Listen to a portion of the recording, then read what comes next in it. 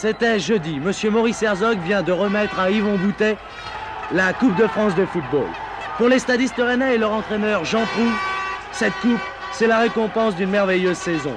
Avec Dubaël en tête, les Rennais effectuent un tour d'honneur en exhibant cette coupe avec laquelle ils flirtèrent sans jamais la séduire.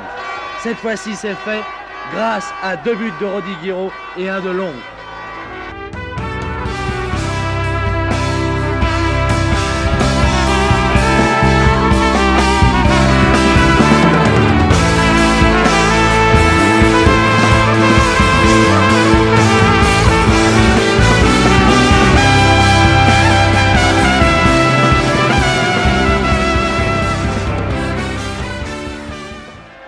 C'était dimanche, c'est-à-dire hier.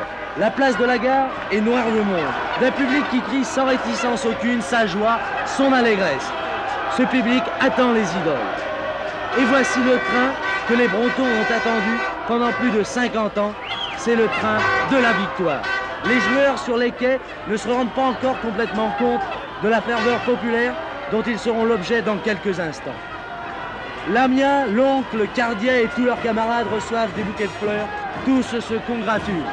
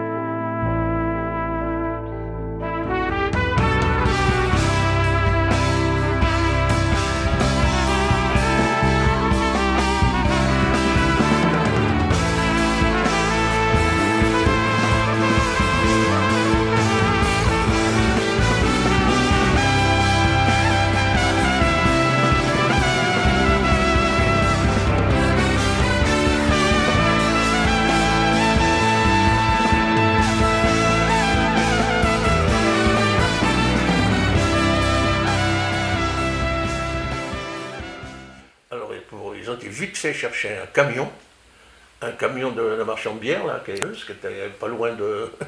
qui était il était dirigeant, et puis on est monté sur le camion. Hein.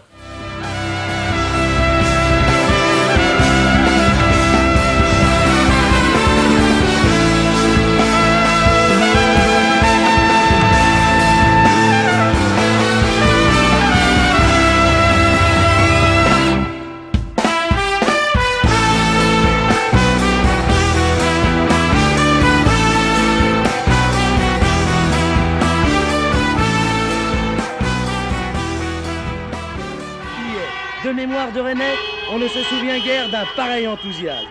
Il n'est pas un Breton, je crois, qui ne s'est pas senti plus ou moins directement concerné par cet événement sportif. Des balcons sont jetés des papiers, des confettis.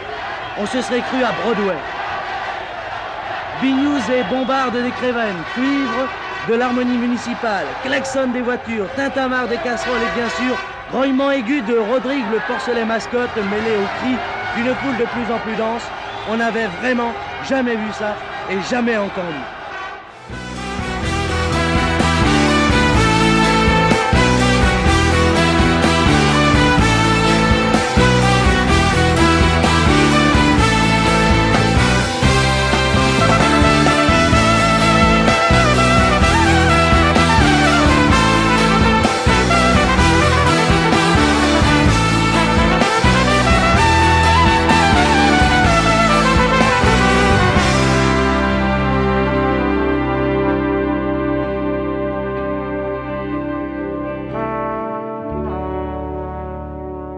Mais dans les rues et sur les places, une énorme foule sur les balcons ou sur les trottoirs ovationne les footballeurs rennais.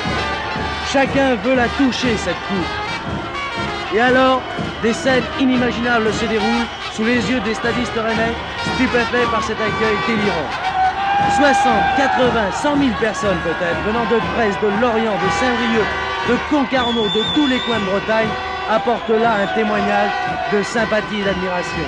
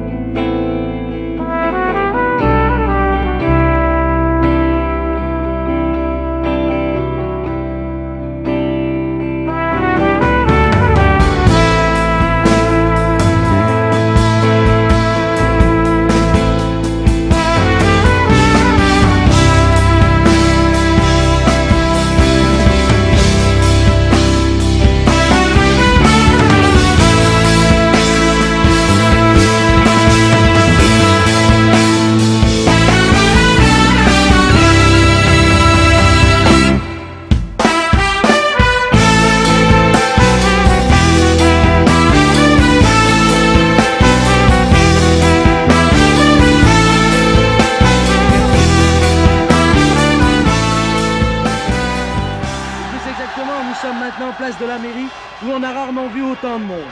La municipalité offre un vin d'honneur à ceux qui ont si dignement et si brillamment représenté la Bretagne. La foule réclame ses héros, tel l'Amiens ici.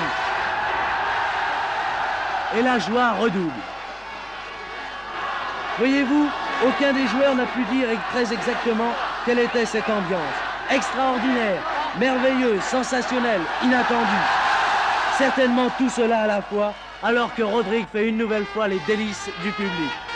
Voilà ce que fut ce merveilleux dimanche 30 mai 1965, qui restera dans les annales l'un des plus beaux dimanches bretons. Que l'équipe rennaise en soit remerciée.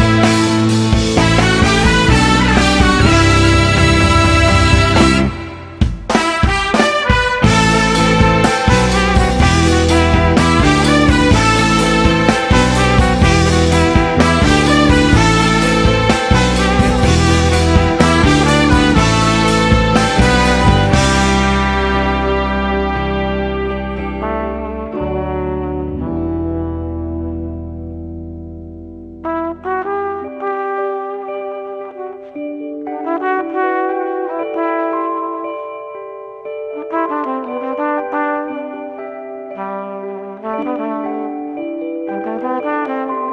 you.